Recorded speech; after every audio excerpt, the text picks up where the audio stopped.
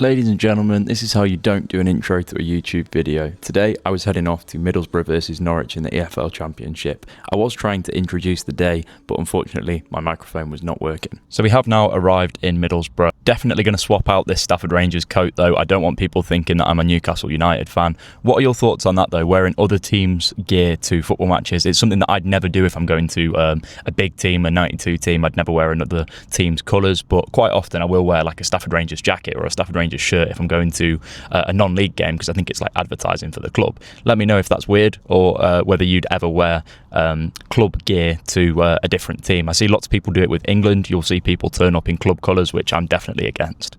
So a ticket for this fixture today in the Championship, with Middlesbrough sitting second, was £32. It was the cheapest ticket that I could find at the Riverside Stadium for an adult. I didn't think it was too unreasonable. I think that's kind of an expected price that you kind of have to pay in the Championship now. But yeah, £32, obviously quite a considerable amount. I try and put these things in terms of, imagine if you were paying for a family of four. It's a lot of money for a day out for a Championship game of football. And I've got to say that Middlesbrough gets a bad rep, and the high street is looking pretty ropey. But this really nice centre square area, right in the centre of Middlesbrough, where you've got some nice like historic buildings behind, and you've got a nice modern cafe over in this corner. It's not a bad spot, to be fair. Now back to the game in question. You've got Middlesbrough sitting in second, just 4 points behind league leaders Coventry City, whilst Norwich are in 19th position. In the last 4 games, Middlesbrough have won all 4, scoring 13 goals in the process. With a capacity of just under 35,000, this has been on the list for a while, and I'm super happy to be ticking it off today. It's bigger than I even imagined. Now let's go pick up a pin badge. Something that I'll never understand at big football grounds is I always find it harder to get a pin badge than I do at a lower league ground. Like, I've been to 10th, 11th division football clubs and I can always get a pin badge. I come to a Championship team, like then they had so much selection for pin badges, but none of the official club crest. They had the old club crest and then loads of like little random player ones or ones that say Middlesbrough on, but none of the official club crest, which makes it incredibly hard as a pin badge collector to be able to buy them.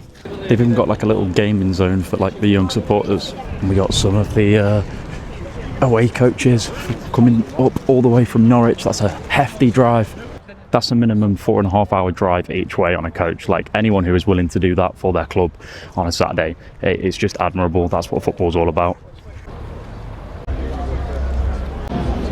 Half an hour till kick-off means it is time to head through the turnstiles and watch my 47th of the 92.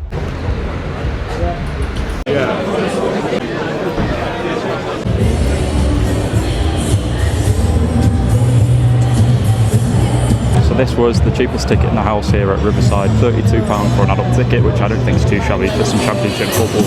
Nice little view every time there's a corner here.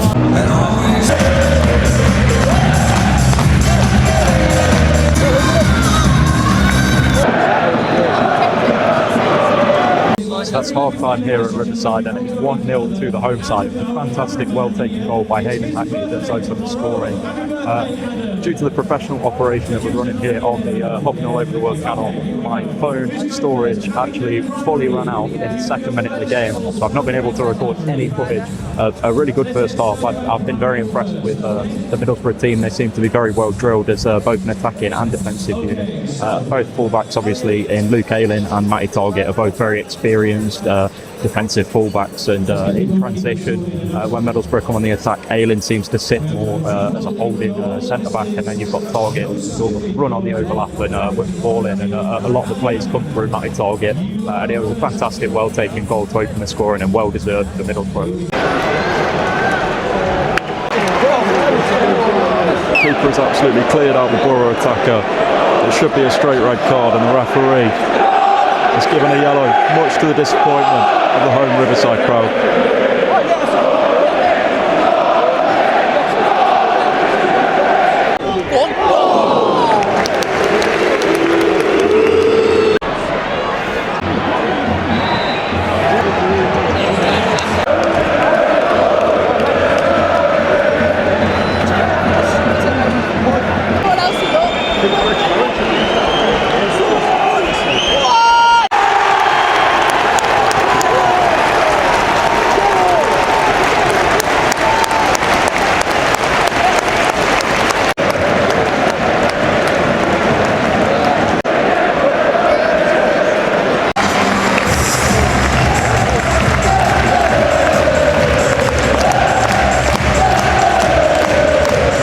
And there we go, that's another ground in the 92 complete. We're over halfway there. What a special ground, really good atmosphere with over 28,000 people in there today. What a proper football club, working class area, and that's everything that football is all about.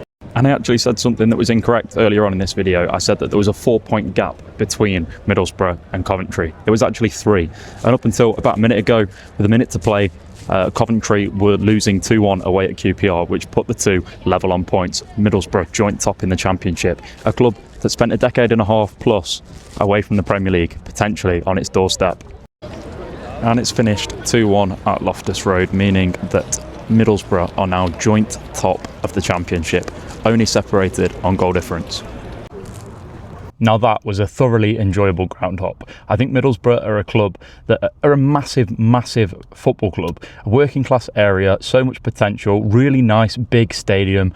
The area just industrial, working class, everything that football used to be about. And that's why they are a club that I really like and I hope get promoted this season. The Premier League needs more teams like this. And if we can have a Premier League where we've got Newcastle, Sunderland and Middlesbrough, think of the derbies up in the northeast. Football for so long had those clubs in the Championship where they didn't belong. They are Premier League sized clubs. The passion for this sport up in the northeast is mega, and that is why I really hope that Middlesbrough get over the line, continue this fantastic season that they're having and get themselves promoted back to the promised land, the Premier League.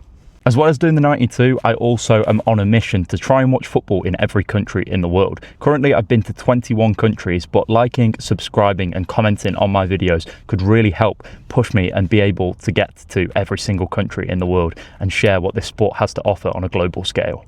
So if you have made it this far into the video, then please comment below and let me know what country I should go and watch football in next. Or if not country, let me know what club you would like me to go and see, as I'm on a mission to finish the 92.